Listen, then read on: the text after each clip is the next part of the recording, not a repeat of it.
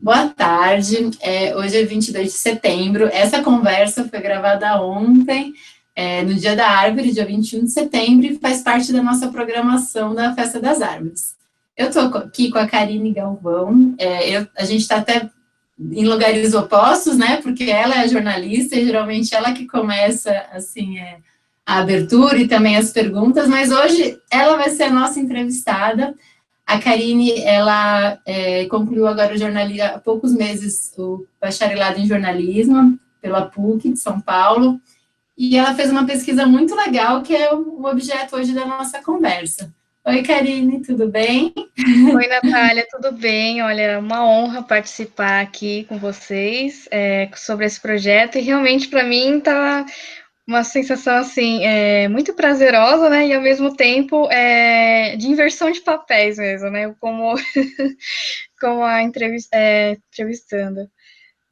Ah, Karine, legal. Eu sei que eu não vou fazer isso tão bem quanto você faria, mas eu já estou aqui com umas perguntas no forno. Mas, assim, a gente se conhece, né? Mas é legal você ir aqui contar para quem está vendo a gente como você tomou contato com esse universo do charão, da laca japonesa, né? Então, conta um pouco como que foi que você conheceu esse seu objeto de pesquisa para a gente. Bom, então, meu trabalho, na verdade, começou faz muito tempo, né? Logo no comecinho da faculdade, a gente sabe que faculdade tinha aquele negócio de procurar estágio, e todo mundo realmente precisa para se aprimorar, e por um acaso, assim, por um destino, eu acabei parando lá no museu, foi uma grande oportunidade para mim, assim, fui recebida muito bem lá, com as portas abertas, e durante as primeiras apresentações lá do museu, eu vi alguns, fiz parte, né, de ver o acervo, aprender sobre o acervo, até para conseguir passar para as pessoas em monitorias, para trabalhar. E entre uma das coisas que tinha do acervo, da coleção, é o charão. O charão é aquelas peças, né, que são revestidas, são de madeiras, mas são revestidas com uma laca que dá um acabamento, na maior parte, né, brilhoso, também pode ser de várias cores, né, mas normalmente costuma ser mais, por padrão, da cor preta, vermelha, né. E, assim, quem vê um objeto desses, acha, na verdade, parece muito que é uma coisa de porcelana. Então, quando eu cheguei, eu olhei assim e falei, nossa, que lindo essas porcelanas, né, pintadas, né? Aí até você mesmo falou, não, mas não é porcelana, isso é madeira. Aí eu, mas como madeira pode ser desse jeito? Como ela pode ficar dessa forma? Então já comecei a ter um interesse por essa área, porque assim, além de ser um trabalho muito primoroso, muito bonito, e que requer paciência, porque tem detalhes, né, tem tudo mais, foi onde eu comecei a me interessar. E eu também percebi, né, nesse longo tempo, assim, que a gente tentava ver mais informações sobre o assunto e não tinha nada. Então, era um documento perdido, uma data desencontrada que a gente não conseguia saber. Então, por esse motivo, eu já tive interesse de fazer isso. E aí, em um determinado período na faculdade, surgiu a oportunidade de começar uma iniciação científica, que aí também foi outra grande oportunidade na minha vida. Eu falei, por que não agora, né, aproveitar esse momento e também utilizar o charão para objeto de estudo mesmo. Então, tudo começou com a iniciação científica, né, então foi o primeiro passo que eu tive aí também. Então, foi garimpar mesmo, achar documentações, juntar os textos, digitalizar, tentar entender a letra, a ortografia antiga vai mudando, e fazer todo esse processo para tentar entender um contexto, tentar entender um período, né, de como que foi, e aí, posteriormente, depois de um trabalho, né, de mais ou menos aí 1 ano e meio, falei, não pode parar por aí também, aí eu dei seguimento ainda à pesquisa, mas em formato de podcast, né, e foi o tema do meu TCC também. Então, o charão já está um bom tempo já na minha vida. Karine, eu já tenho duas perguntas aí para te fazer. Ó. Em primeiro lugar, eu lembro que um dos nossos objetivos iniciais, quando a gente começou a ver realmente o lapso de informação que a gente tinha sobre esse acervo e sobre a história da escola de Charão, que, né, que a princípio a gente tinha como objeto material as peças, né? Mas, na verdade, tinha todo um projeto de pesquisa e até um projeto econômico mesmo por trás dessa pesquisa que aconteceu, né, lá no Serviço Florestal, atual Instituto, que foi aí do começo dos anos 30, né, cá, até a década de 70. E eu lembro que a gente tinha um plano de fazer o dossiê do Charão, você lembra disso? Lembro sim. Uma coisa muito legal é que quando você inicia um trabalho realmente, né, de iniciação científica na área do jornalismo, você tem um orientador que te fala da abordagem do jornalismo cultural, né? Então, acho que eu vou pedir para você falar um pouquinho sobre esse olhar, né? E também o que é um podcast, para quem nunca ouviu falar sobre esse meio de comunicação, esse formato.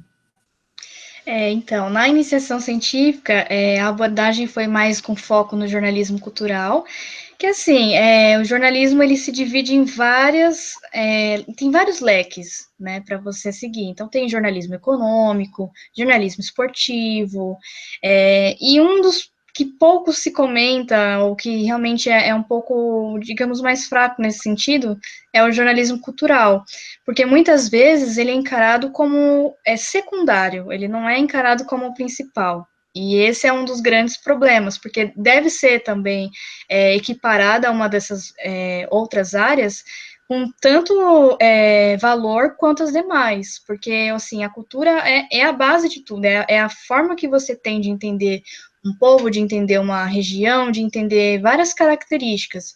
Então, o primeiro foco foi justamente nessa parte de jornalismo cultural, então foi dando essa importância. Claro, outros aspectos também foram abordados no trabalho, né? Principalmente envolvendo a parte histórica, porque a gente precisa entender isso para conseguir designar. Mas outro fator também é tentar traduzir essa linguagem para uma linguagem mais acessível, porque às vezes a gente vê uma coisa muito técnica, muito específica. E aí a gente vai tentar passar isso e acaba sendo pior, porque quando a linguagem é legal de você conversar e tudo mais, fica fácil da pessoa entender e ter interesse sobre o assunto. Então, basicamente assim, não foi só despejar o material lá, os documentos que achou, que são técnicos, tinham documentos que falavam propriedades químicas. Então, se a gente for colocar realmente, é claro, teve nos apêndices essa parte de mostrar a documentação como era na íntegra, mas no texto em si, abordar de uma forma mais sucinta, de uma forma que ficasse mais fácil de qualquer pessoa, né, conseguir ter esse conhecimento. Agora, o podcast foi um grande desafio, porque assim, a gente imagina o quê? Arte, a gente imagina imagem. Então, a gente já tem imagem pronta. Então, muitas pessoas já me falaram sobre a questão de filmar, de já ter foto. E já, por que você não faz um documentário? É mais fácil. Só que, assim, é justamente isso. A gente vive uma cultura onde a gente já tem as imagens prontas, onde a gente já tem tudo ali disponível. É belíssimo as artes, todos as peças, mas assim, por mais que seja, não é a única forma de você visualizar. E foi por isso mesmo que eu resolvi fazer o podcast. Então, o podcast é basicamente como se fosse uma narrativa, né? A gente conta uma história, basicamente isso, bem similar ao rádio, na verdade. E aí, através disso, foi um grande desafio justamente para fazer as pessoas imaginarem a arte. Porque aí é uma forma mais a cultura do ouvir, que também é menosprezada, é encarada também como secundária, e é tão importante, acho que até mais, inclusive, né? Então, aí, por isso que resolvi fazer dessa forma, através de áudio, e foram 3 capítulos, né? Então, o primeiro capítulo foi um pouco mais geral, falando sobre a história, falando alguns detalhes.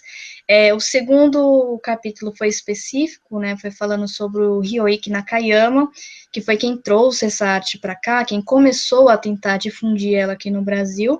E o terceiro foi uma aventura, né? Que foi aí no próprio Instituto Florestal. A gente fez uma trilha, né, eu e o Osnir Aguiar, que é um dos funcionários, né, que identifica as árvores e tudo mais, e aí a gente foi até onde tem essa espécie de charão, né, da árvore, e aí foi interessante para ver mesmo na prática, né, desde o começo até ficar pronto. Então, basicamente foram esses 3 episódios. Ah, que legal, cara. Eu ia até falar para você dar um resuminho, um spoiler, para chamar a atenção para as pessoas verem, porque eu tive o privilégio de ouvir o podcast, mas até hoje ele estava inédito, né, Cá? Então, na verdade, essa conversa toda é para servir de ponte, para todo mundo conheça esse trabalho da Karine, que ele está incrível. Eu tive, né, eu fui convidado para assistir a banca da Karine, por isso que eu já ouvi esses podcasts. E o que é interessante, né, cara, é que apesar de ter uma continuidade entre eles, né, cara, ter uma narrativa que vai se desenvolvendo, cada um ele também tem uma abordagem diferente então um é mais técnico, é mais narrativo, um é muito mais emotivo, porque a Karine conseguiu entrevistar um dos netos do Hiroshi Nakayama, então foi realmente, não tinha como não se emocionar ouvindo o podcast, e o outro foi muito sensorial, né, foi aquele de andar na mata, de você também explorou a descrição da árvore, né, no podcast, então fica o convite, na descrição aqui desse vídeo vai ter o link para o trabalho da Karine, é um trabalho de pesquisa muito grande, né, e para produzir os 3 podcasts, né, na verdade ela colheu muitas horas, né, também de áudio, Karine. Se você quiser falar um pouquinho, assim, sobre esse volume, as pessoas que você conheceu, os lugares que você circulou para levantar tudo isso de informação. Bom, foi uma aventura em tanto, assim, porque esse é um tema bem restrito, difícil de encontrar entrevistados, e assim, por mais que a gente tenha o nosso olhar, nós como jornalistas, a gente não é só a gente que conta a história. Além do próprio fato, a gente tem as pessoas que viveram, que tiveram alguma experiência. Então, assim, foi um pouco difícil justamente nesse sentido, por ser restrito. Então, primeiro eu tentei buscar especialistas, né, que conhecessem mais, pessoas que continuem a arte, pessoas da família. Então, eu consegui entrevistar algumas pessoas, assim, que eram poucas, mas foram as peças fundamentais para conseguir construir a narrativa. Então, o primeiro que eu vou citar, com certeza, é o Sérgio Nakayama, né, que é o neto do Ryoichi Nakayama, né, então, ele que foi o precursor aqui no Brasil, e a gente nunca tinha tido um contato tão próximo com ninguém da família. Então, às vezes aparecia o nome de alguém, mas a gente não sabia quem era exatamente, o que fez da família. Então, ele teve algumas experiências, mas assim, o que foi mais interessante é que foi contado através da família dele. Então, era uma coisa que ele já tinha como memória, sabe? Acho que nada muda isso, assim, de ser gratificante ele poder contar uma parte da história da família dele. Então, por isso que também acabou tendo esse gancho um pouco mais emotivo, né?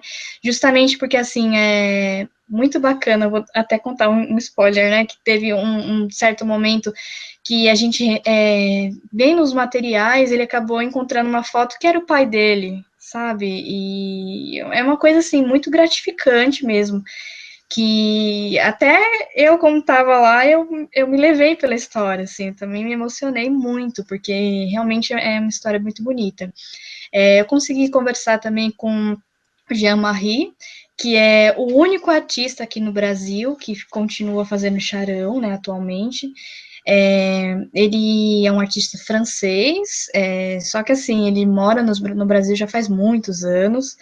Atualmente ele não segue esse ramo exatamente do charão, né, mas ele também é bem especializado, ele já fez curso no Japão sobre isso também, então, assim, achar uma pessoa que continue a arte, assim, foi excepcional também. Conversei também com a Michiko Kano, né, que é especialista lá da Unifesp, né, em História da Arte, então ela conseguiu me dar um contexto geral, assim, né, sobre a importância que tem uma arte, né, o quanto isso pode acrescentar, o quanto isso pode representar uma cultura, né, e passar isso, você conseguir desenvolver isso, sabe, de uma determinada localidade, e fica como se fosse um resquício mesmo de memória, sabe, então foi bem importante também. E aí, claro, né, não poderia faltar, né, teve você também, né, todo mundo do Instituto Florestal, né, então você, o Baitelo também, né, o Osnir, que também ajudaram bastante aí nesse sentido de você com as informações do museu, do acervo, né, poder contar também, ajudar a reconstruir, e eles dois com a parte mais específica, técnica, sobre a própria espécie mesmo, no caso do Baitelo, sobre a memória que ele tem referente ao Charão, né, que ele viajou e teve um contato mínimo, mas teve uma experiência, né, para trocar também sobre, ele foi para o Japão, né, então ele tinha também sobre isso para contar. Então, foram peças fundamentais, assim, todas as pessoas enriqueceram bastante a narrativa. Aí você falou das dificuldades, né?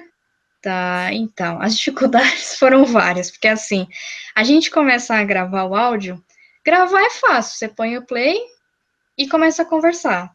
Só que é interessante porque muitas vezes você está conversando normal e acaba surgindo mais conteúdo do que quando você está propriamente gravando, né? Justamente porque a pessoa fica mais confortável, acaba virando um bate-papo, né? Então foi bem interessante isso, assim. Gravar foi muitas gravações. Então, por exemplo, do Jean-Marie foram mais de 3 horas gravando.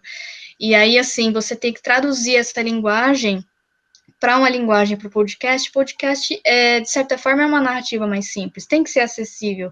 Você tem que escutar, você tem que saber como conseguir fazer a pessoa imaginar aquele contexto, aquela história. Então, assim, foi bastante desafiador, justamente porque a gente acha que vai caber tudo e não cabe. Então, muita coisa eu gostaria de ter colocado, não consegui colocar. Então, ainda tem muito material, né, que infelizmente não pode ser usado. A gente sabe que tem uma limitação também, não só a limitação, né, de desenvolver, mas a limitação também do tempo, porque a gente, como era TCC banca, né, a gente tem que fazer direitinho, moldar, né, para conseguir. Então, assim, foi muito difícil. E tinha horas que eu falava, não, mas essa aqui dá certo. Aí eu colocava, quando eu ia escutar depois, eu falava, olha, eu vou ter que tirar, não vai ter jeito, porque se eu manter, não vai dar sequência, ou vai deixar algum outro ponto da história. Então, assim, é difícil. Como você contar uma história em que o roteiro não está definido, né, Carla? Isso, exatamente.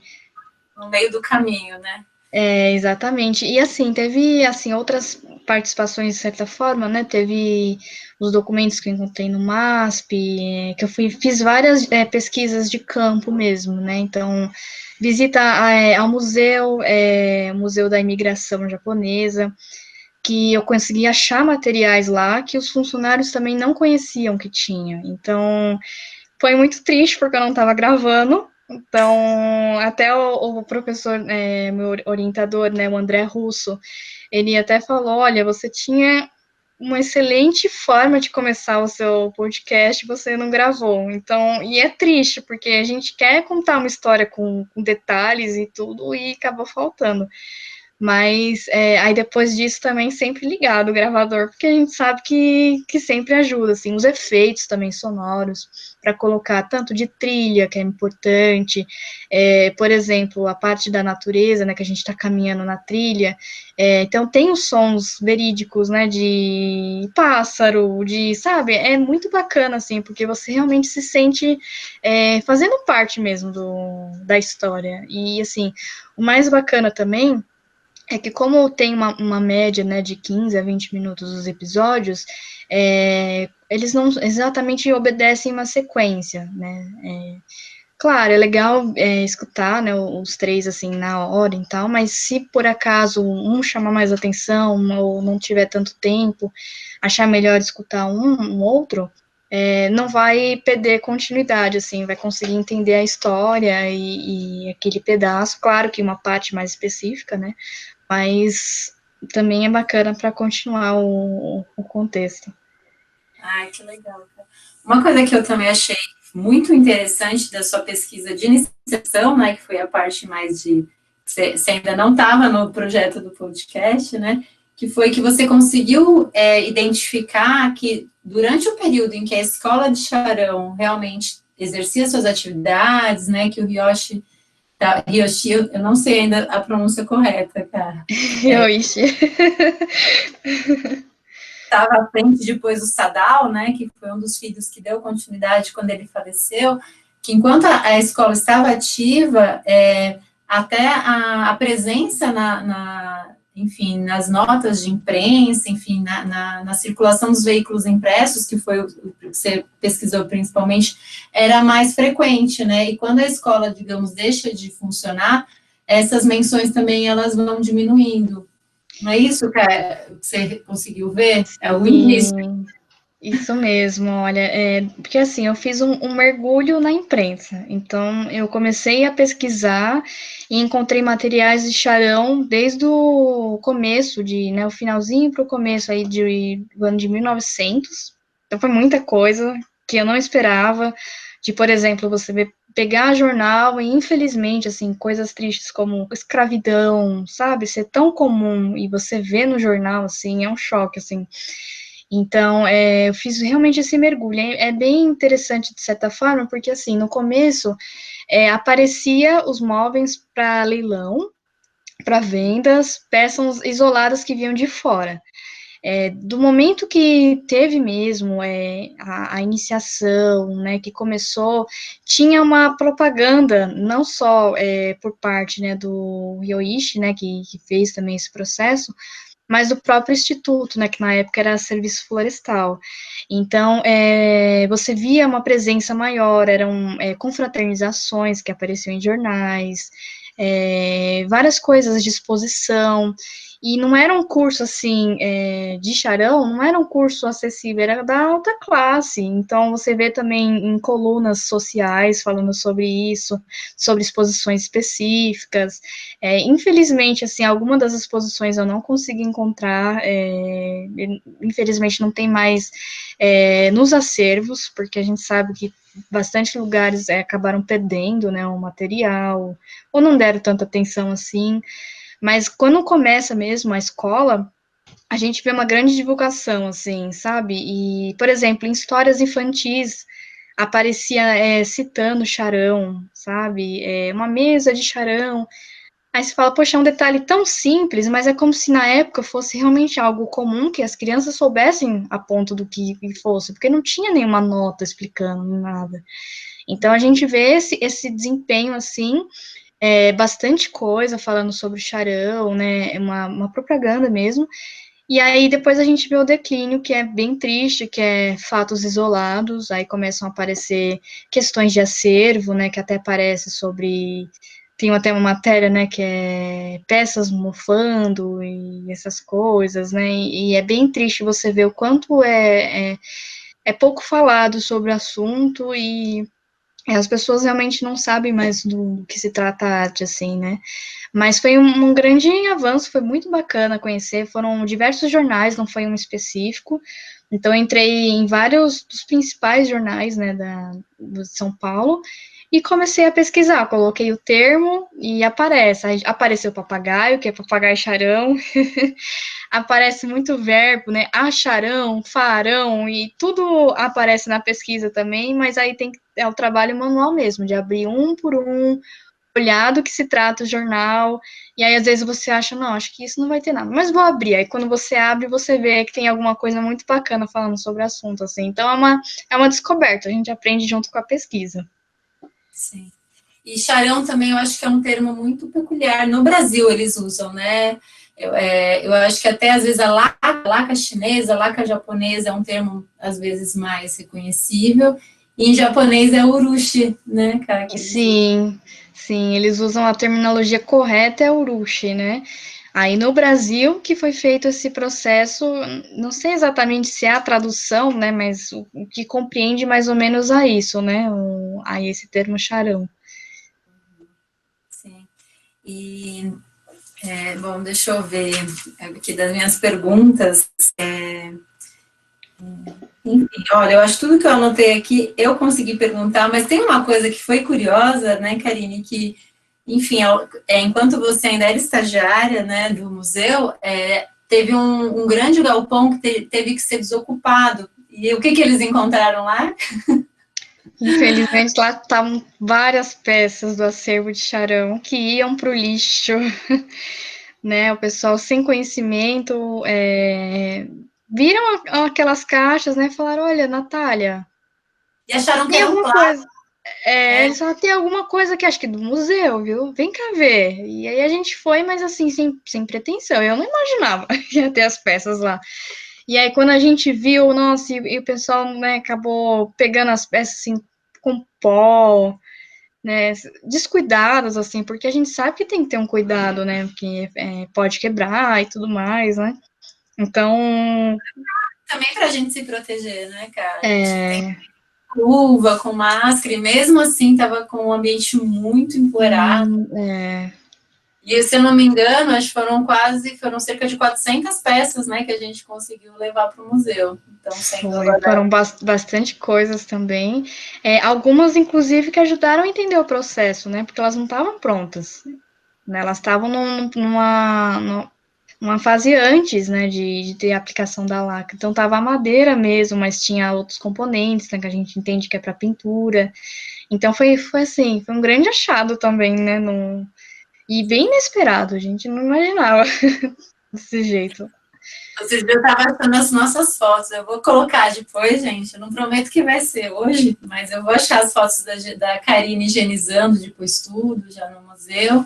E também, além das peças, enfim, em processo, algumas prontas, a gente achou umas pecinhas que a gente não entendia, né, de princípio, né, Karine? Mas depois a gente vendo, inclusive alguns vídeos que o Robinson conseguiu achar sobre processos de charão, que provavelmente eram peças que ajudavam nesse processo de aplicação. Então, eram peças que ajudavam na junção da peça para ir para o torno, que isso ajuda o processo de aplicação da laca, umas peças que pareciam ser da estufa, né? Porque um dos segredos do charão é que ele tem que secar em um ambiente muito úmido, né? Para dar certo, para ficar com aquele brilho.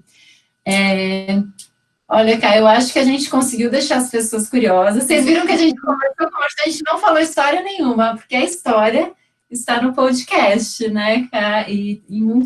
Tem um material muito legal, com o tempo a Karine vai disponibilizar aí na plataforma que ela montou e que ela está montando, e também algumas coisas a gente vai disponibilizar no nosso repositório digital, que a gente está criando também. Bom, Karine, é muita história, né? A gente é longe Muita aqui na história.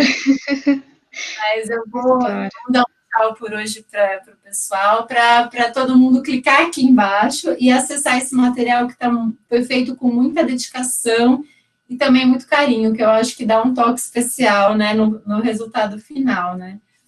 Caio, faz Olha, coisas aí com a gente, e aí a gente... E outra coisa também, né, Caio, que em breve a gente pretende fazer uma roda de conversa, convidar o Sérgio Nakayama, o Baitello, né, o pesquisador científico, o Osni também, pesquisador científico, e outras pessoas que queiram participar, porque a roda de conversa é essa a ideia, é uma conversa informal e aberta, a gente pretende fazer ainda esse ano, né, para falar mais da pesquisa da Karine, e aí a gente também ter essa conversa, que a gente sempre descobre novas coisas nessas conversas, né, Cá? sim, olha, eu agradeço pela oportunidade de poder divulgar o trabalho. O site também surgiu, né, em função de conseguir divulgar esse material, porque lá tem alguns jornais que já é possível conferir, tem matérias referentes sobre o assunto, tem os próprios podcasts, então, assim, é uma plataforma que eu pretendo realmente que seja bem colaborativa, que outras pessoas consigam participar, consigam ter acesso, consigam ver o material, né, justamente para a gente tentar fazer com que o Charão não seja esquecido, que ele continue e seja preservado a sua memória. Então, quem puder, veja o material, realmente fiz com muito carinho, com muita dedicação, foi bastante tempo, assim, sabe, estudando, vendo qual seria a melhor forma de produzir, de fazer, de realmente de uma forma, assim, que fosse bem acessível, bem bacana, assim, então tá bem interessante, não tá aquela coisa monótona, gente, eu juro, tá bem realmente dinâmico, assim, então bacana conferir, quem puder ter a oportunidade. E, Natália, eu agradeço mais uma vez, né, principalmente porque tudo começou através do museu, através das portas que me foram abertas. Então, eu só tenho muito a agradecer por toda a oportunidade, porque realmente foi uma coisa que está na minha vida e acho que vai continuar por muitos anos. Aline, muito obrigada por tudo, parabéns pelo seu trabalho, assim, eu sei que eu sou suspeita, porque a gente acaba tendo uma relação mesmo de carinho, né, com quem cruza nosso caminho, mas, assim, eu me emocionei quando eu vi os podcasts, tanto porque a narrativa é um mergulho também, né, você tem que estar muito... você não ouve um podcast fazendo, né? Você pode até estar fazendo outra coisa, mas você está inteiro ali, né? Então, um desafio também para a gente, que às vezes a gente está muito no visual, muito em vídeo. O podcast é uma linguagem, né? Como a linguagem falada é muito rica, né? É uma linguagem que você ativamente vai construindo as imagens, né? E aquilo cria memórias, né? Você tem memórias visuais ao ouvir um áudio, então é muito interessante. E outra coisa, Karine, que a sua pesquisa serviu para nos mostrar é o quanto tem para ser pesquisado, né? É o que a gente conversou um pouquinho antes, né? E só com o material que você já conseguiu nesses anos todos, né? Você já conseguiria escrever com certeza uma obra, né? Um livro sobre esse assunto. Mas aí é o que a gente também conversou. Há vários olhares, há vários caminhos para pesquisa, né? Como a Michiko Kano, que é da Unifesp, falou da importância do acervo como cultura material e como relação. Uma coisa interessante do acervo, por exemplo, é que no meio aos padrões, lógico, mais típicos da ilustração japonesa, existem umas imagens muito estranhas, né? Tem uma cruz, né? Ou seja, uma oriental, uma cruz cristã. Então, isso mostra também essas trocas culturais, né? Enfim, é um universo de possibilidades. Então, eu acho que esse material, né, que a Karine está disponibilizando, até uma atitude generosa que você está tendo, né, com todo mundo, né, com o conhecimento, é um material que abre a porta para outros pesquisadores. Então, quem estiver fazendo graduação ou quiser assuntos para pós-graduação, é um assunto que pode ser explorado do ponto de vista cultural, econômico, né? A Karine também teve que viajar um pouco até na história do Japão e da estética, né? Do ponto de vista cultural, do jornalismo, do ponto de vista botânico, né? Enfim, até de produtos florestais, porque essa era a ideia, né? Que o charão fosse um produto florestal muito importante, e realmente ele tinha um potencial muito grande, né? Então, é um convite também para outros olhares sobre essa história, né, Karine? Isso, realmente um convite, assim, para que outras pessoas também se conheçam, se tenham materiais que tem essa troca, né, justamente porque a pesquisa, o que eu fiz foi só uma pontinha só, sabe, porque tem muita coisa para ser explorada, o podcast realmente ajuda muito essa parte imaginativa, de você enriquece mesmo o olhar, e é muito bacana isso também. Então, assim, fica até uma dica, né, outras pessoas que, não sei o que eu faço de TCC, e você vê que, assim, o meu ramo é jornalismo, não tem exatamente a ver com a arte em si, né, nesse sentido. E mesmo assim, foi possível, foi aberto essa possibilidade de fazer a pesquisa. Então, não somente para essa área, para outras áreas é possível estudar sobre outros olhares também.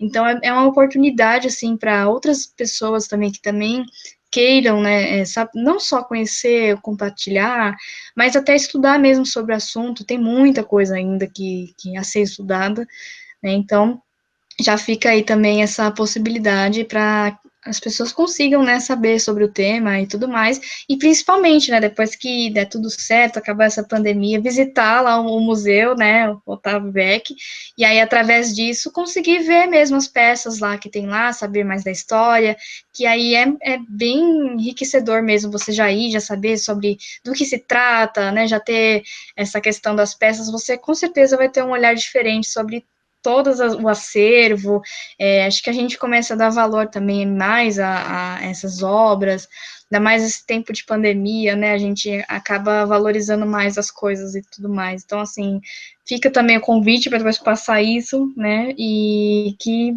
espero que vocês gostem, assim, eu fiz com todo carinho, e realmente é um legado que vai ficar para todo mundo aí, porque é um assunto muito importante e muito bonito, e vale a pena conferir. Obrigada, Karine, mais uma vez. Karine ainda, olha, fez o convite para vir no museu. Eu tinha esquecido, mas ela lembrou. A pandemia não vai durar para sempre, então, que em breve, né, quanto antes quando tiver em segurança, a gente vai voltar ao atendimento presencial, né, enquanto isso a gente está fazendo o trabalho de inventário de todo esse acervo, né, que é, inclusive, todas as peças que a gente resgatou, né, Karine, em 2017, foi? Foi.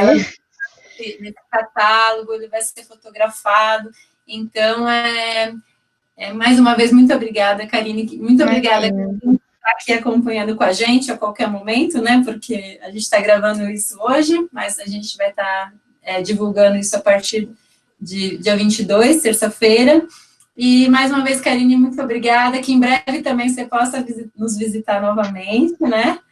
Com certeza, saudade no museu, muitas saudades. Então, tá Eu bom, agradeço mais uma vez, Natália. Obrigada, gente. Não deixem de conferir o podcast. Quando você começa a ouvir podcast, é um convite também, né? Porque o podcast é um tempo, às vezes, né? Enfim, quem está trabalhando, quem está se deslocando, o podcast é uma experiência muito legal para você aproveitar um tempo aparentemente perdido, que é às vezes num transporte lotado, em que às vezes você não consegue nem segurar o livro, que você tem que manter agora também o máximo de distanciamento. Podcast um meio de comunicação muito legal, muito rico. Obrigada, Karine, obrigada a todo mundo. Continue com a nossa festa e até Tchau, mais. tchau, gente.